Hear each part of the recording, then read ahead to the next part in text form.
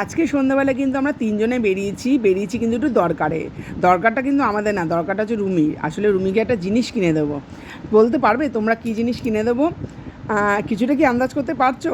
আচ্ছা দেখো, কোনো জিনিস কিনতে গেলে কিন্তু অনেক ঘুরতে হয়, মানে একটা দোকানে গিয়ে তো আমাদের পছন্দ হয় না, 2-3টে দোকান ঘুরে তারপরে কিনতে হয়।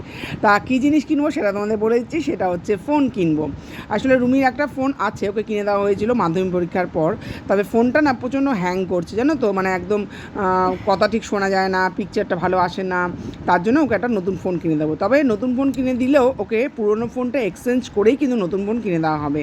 হ্যাঁ, তার জন্য কিন্তু অনেকগুলো দোকানে ঘুরছি, কোথাও হয়তো দামে পোষাচ্ছে, কোথাও হয়তো মানে ফোনটা তো অনেক বেশি দামি, কোথাও হয়তো ফোনটা ভালো, ক্যামেরাটা ভালো না, হয়তো সাউন্ডটা ভালো না, এরকম 2-3টে দোকান ঘোরা হয়েছে।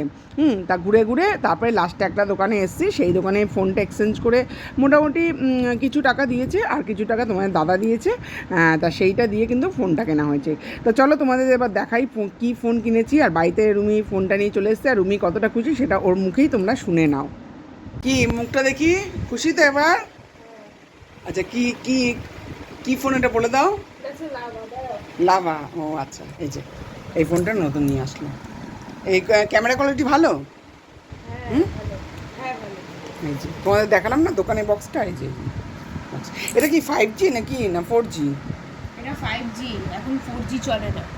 এটা হচ্ছে বক্সটা, আর এইটা হচ্ছে ফোনটা। এই যে ওর ফোনটা, রুমির ফোনটা একদম মানে একদম, হ্যাঁ একদম মানে কাজ করছিল না, চলছিল না, দেখতে পাচ্ছিল না, তাই এই ফোনটা নেওয়া হলো, মানে ওর পুরনো ফোন এক্সচেঞ্জ করে এই নতুন ফোনটা নেওয়া হলো।